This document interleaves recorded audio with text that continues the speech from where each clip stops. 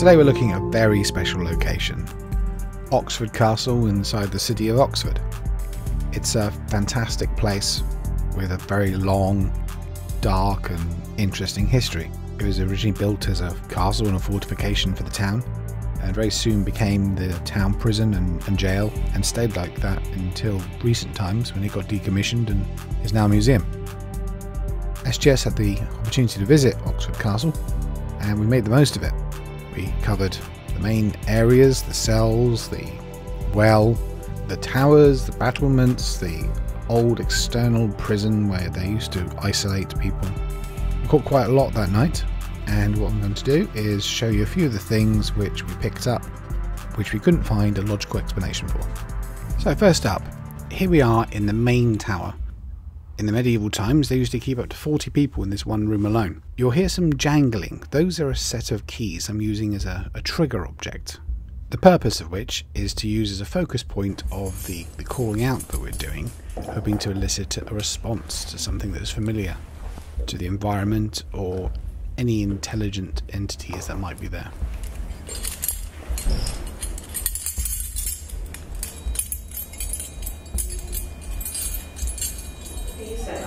No, there's a drop in temperature.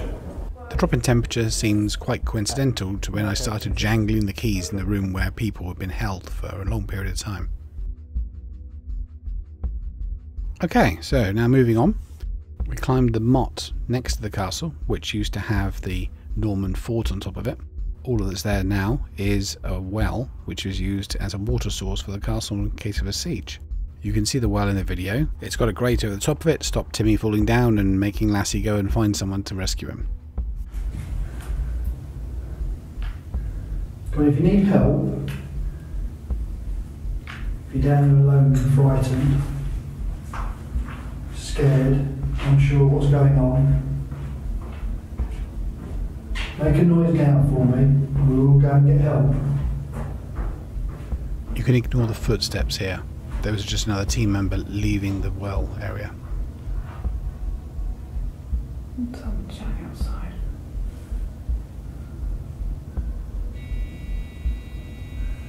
So you? The beeping you could hear there was from a device called a shadow detector, which measures the light levels and then gives an audio beep whenever those change dramatically. My name's Mark. Shout the name, call for help.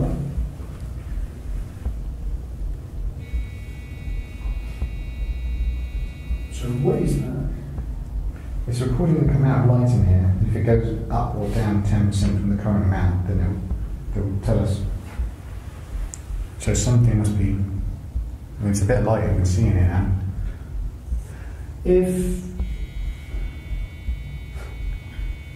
What Mark now does is try to establish some form of communication using the device, which has just gone off, to be able to establish some way of talking to whatever might have set it off. If you're with us and you're making that go off, can you do it now for me?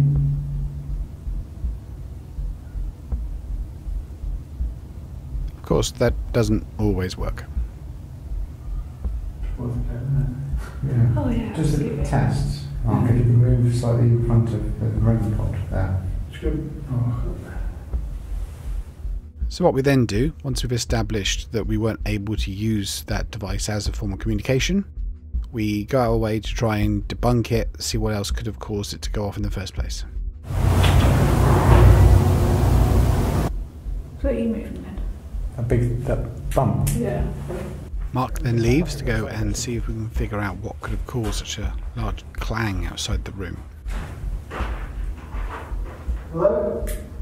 We're all alone here on top of a hill and down a well. Step on the stairs outside the room. What I'll do is I'll stand here. Again here the shadow detector detects a change in the light levels. That was your torch then when you switched it on itself, yeah. But this time we're able to debunk this as Mark re-entering the room with his torch on. Are you trying to run away from us? Or have you come to join us? Please feel free to come and interact with us. We don't mind. What is that? I'm still next to you. I'm not moving. I'm not moving either. Is there someone here with us? The detected changes in light levels here cannot be explained. If you're here, can you please set off one of the instruments around the oubliette? Please. Or set all three of them off and run round. Or it'd be quite funny if you want to push one down the well. No, that would not be funny. It'd be great. It'd be great evidence though. No, it would not be great. It would not be funny. We often find humour to be quite good investigations.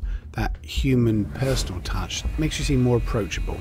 Why is it detecting that it's changing? Do you want me to move? Because... Don't. Oh, do you want me to go in front of the door? No. Right then.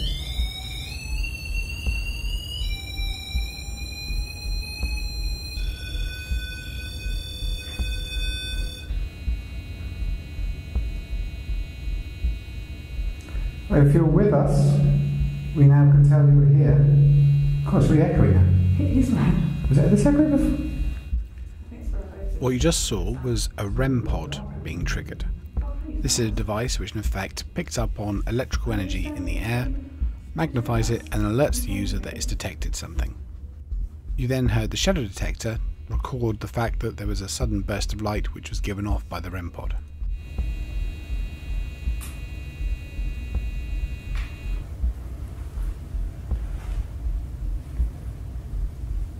Thank you. Thanks for letting us know you're here. If you know how these devices work, if you've seen people use them again in the past, would you be able to use one of them around the well to let us know you're definitely here and you want to talk to us? Or are you just following us around tonight? As before, what we're trying to do is establish a line of communication with whatever set off the device, bearing in mind that this is a different device than was previously set off, so we could be talking to someone completely different. Thanks for that. Are you reaching up? As a bit of fun, and to let us know that you're here, there's a device that does something very similar to this one, just the other side of the well. Is there any way you could walk towards that one?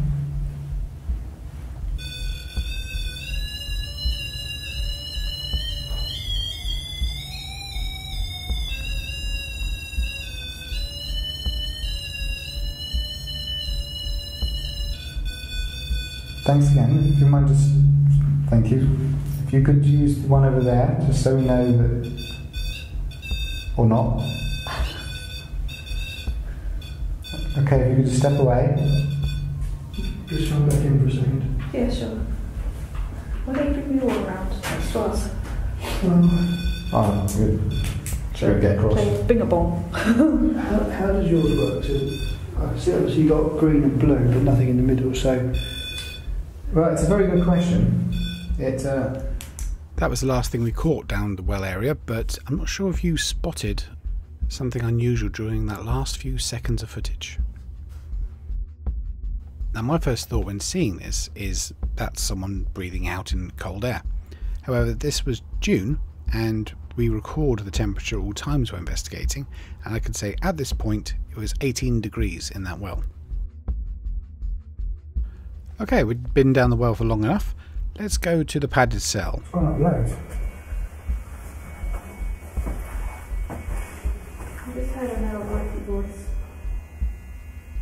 Can you mark that? Let's go back and re-listen to that. The only people on this floor were Beth and I. I just heard a male whitey voice. This is not classed as an EVP because we heard this in real time with our own ears. Instead, we can classify this as a disembodied voice or a noise without a logical source. Skipping forward a couple of minutes, we're still in the padded cell in the medical floor. I'm standing alone, just trying to get a feel of the padded cell and what it must be like to be in solitary there.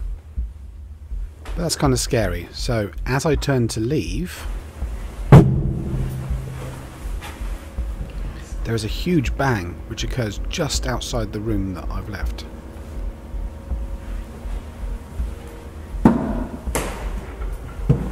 Anyone here? Try as we might, we can't find any source for those loud noises which are occurring in this tiny little room.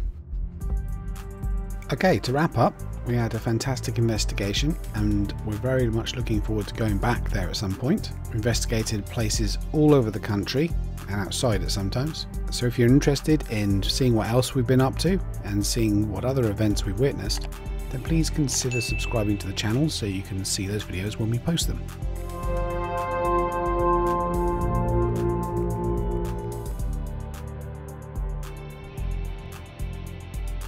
Cheers for watching.